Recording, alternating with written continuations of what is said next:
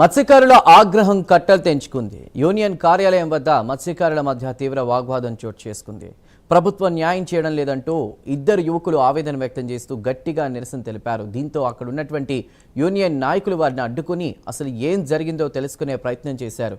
బాధిత కుటుంబాలకు న్యాయం జరిగే వరకు అన్ని కార్యకలాపాలను నిలిపివేయాలని మత్స్యకారులు డిమాండ్ చేస్తున్నారు. గల్లంతైన మత్స్యకారుల కుటుంబాలకు తక్షణ సహాయం అందించాలని కోరుతున్నారు.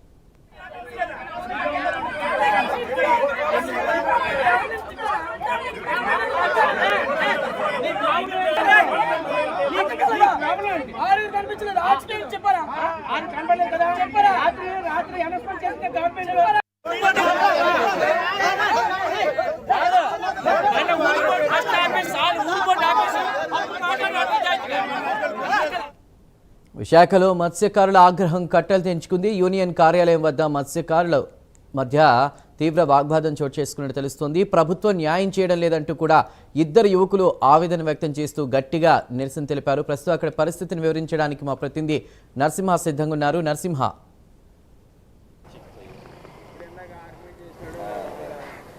చందు, ఏదైతే మత్స్యకారులు గల్లంతయ్యని కూడా ఇప్పటి వరకు కూడా ఆచూకీ కనబడకపోవడంతో కూడా ఏదైతే విశాఖ మెకనైజ్డ్ ఫిష్ హార్బర్ వద్ద అయితే మత్స్యకారులు అయితే పెద్ద ఎత్తున ఆవేదన వ్యక్తం చేశారు. ఏదైతే వేటకు పూర్తిగా ఉన్నటువంటి ఇప్పటి వరకు మత్స్యకారులు వేటకు వెళ్ళొద్దంటూ అందరినీ కూడా ఆ మత్స్యకారులు మిగతా మత్స్యకారులు కూడా పెద్ద ఎత్తున అగ్రజ్వాలలు అయితే వినిపించాయి. అదే చూసుకుంటే ఎక్స్గ్రేసియా కూడా పూర్తి మొత్తంలో కూడా ప్రభుత్వం కూడా ఇప్పటి వరకు ఏమాత్రం కూడా స్పందించలేదని కూడా ఒక వర్గం అయితే మత్స్యకారులు అయితే పెద్ద ఎత్తున ఆగ్రహం కట్టలు తెంచుకునే విధంగా చేశారు. అదేవిధంగా మరి కాసేపట్లో అయితే మంత్రి కొల్లు రవీంద్ర అయితే మత్స్యకారులు కుటుంబాలను పరామర్శించనున్నారు. ఇక్కడ చూసుకుంటే ఏదైతే మెకనైజ్డ్ బోర్డ్ అసోసియేషన్ అయితే యూనియన్ కార్యాలయం వద్ద పెద్ద ఎత్తున అయితే ఇక్కడ భారీగా పోలీస్ బందోబస్తు అయితే ఏర్పాటు చేశారు. అధికారులు కూడా పెద్ద ఎత్తున ఏదైతే మెకనైజ్డ్ బోర్డు అసోసియేషన్ కార్యాలయం ముందు కూడా ఇక్కడ కార్యాలయం వరకు కూడా భారీగా చేరుకున్నారు. అదేవిధంగా ఏ విధమైన ఎక్కువగా జనసందోహం లేకుండా కూడా ఆయా ఎవరైతే బాధిత కుటుంబాలను కూడా ఇక్కడ తీసుకొని వచ్చారు. అయితే కాసేపట్లో మంత్రి కొల్లి రవీంద్ర అయితే వారిని పరామర్శించున్నారు. అదేవిధంగా ఇప్పటికే 72 గంటలు గడిచిన నేపథ్యంలో కూడా రెస్క్యూ అయితే కూడా పూర్తిగా ఆపేసినట్టుగా తెలుస్తుంది. అదేవిధంగా మరి కాసేపట్లో కూడా దీనికి సంబంధించి కూడా ఇప్పటికే రామశంకర్ నాయక్ మత్స్యకార కమిటీ చైర్మన్ కూడా తాడేపల్లి వెళ్ళారు. దీనిపై కూడా నివేదిక సమర్పించి త్రిసభ్య కమిటీ ద్వారా దీనికి సంబంధించి కూడా దీనికి సంబంధించి 6 గల్లంతైన నేపథ్యంలో వారికి సంబంధించి కూడా భవిష్యత్తు కార్యాచరణ ప్రణాళిక కూడా సిద్ధం చేసేటట్టు కూడా తెలుస్తుంది. అదేవిధంగా ఏదైతే ఈ ఘటనకు సంబంధించి భవిష్యత్తు కాలంలో కూడా ఇలాంటి ఘటనలు పునరావృతం కాకుండా చూడాలని కూడా ఒకవైపు అయితే అటు మత్స్యకారులు కూడా ఉదయం నుంచి కూడా ఆగ్రహం వ్యక్తం చేస్తున్న పరిస్థితి అయితే నెలకొందని మనం చెప్పవచ్చు. అదేవిధంగా ఏదైతే ఈ ఘటనకు సంబంధించి కూడా ఈ నెల 1వ తేదీ నుంచి విశాఖపట్నం నుంచి వెళ్ళిన మత్స్యకారులు గల్లంతయ్యారు కూడా ఇప్పటివరకు కూడా ఆచూ కనపడపడంతో కూడా బాధిత కుటుంబ సభ్యులు అయితే ఏదైతే Andhra Pradesh mechanised board operators association కార్యాలయం ముందు కూడా ఉదయం నుంచి బైఠాయించి అధికారుల కోసం కూడా ఏం చేస్తున్న పరిస్థితి అయితే నెలకొంది. అదేవిధంగా చూసుకుంటే ఏదైతే బోట్ ఆపరేటర్స్ అసోసియేషన్ కార్యాలయం ముందు కూడా ఇప్పటికే పెద్ద ఎత్తున అధికారులు అయితే చేరుకోవడం జరిగింది. అదేవిధంగా మరికాసేపట్లో ఏదైతే ఈ మత్స్యకారులకు భరోసా కల్పించే విధంగా మంత్రి కూడా మాట్లాడినట్లు కూడా తెలుస్తుంది.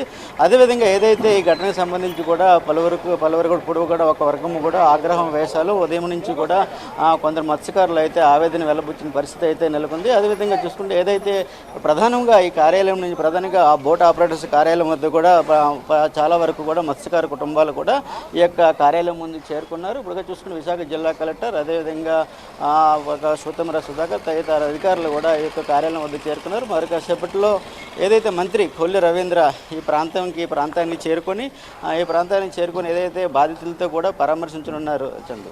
Right Narasimha, thank you for the updates.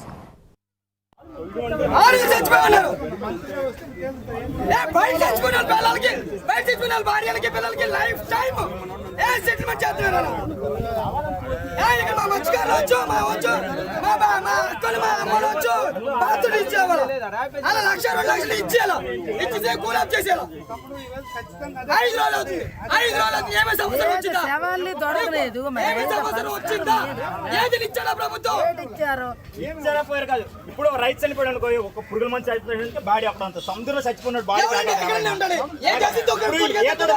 కలిగిస్తాడు పైనుంచి పడిపోయి చెట్టు కింద ఉంటాడు ఆడి బాడీ దొరుకుతుంది సముద్రంలోకి వెళ్ళిన బాడీ దొరుకుతుంది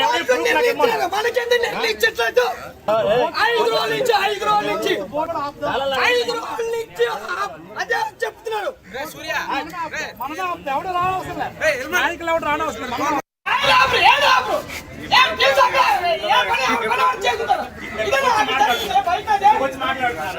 ఏమంటే మనము చేస్తున్నాం కదా మనం కూడా బుద్ధి లేదు కష్టపడుతున్నాం కూడా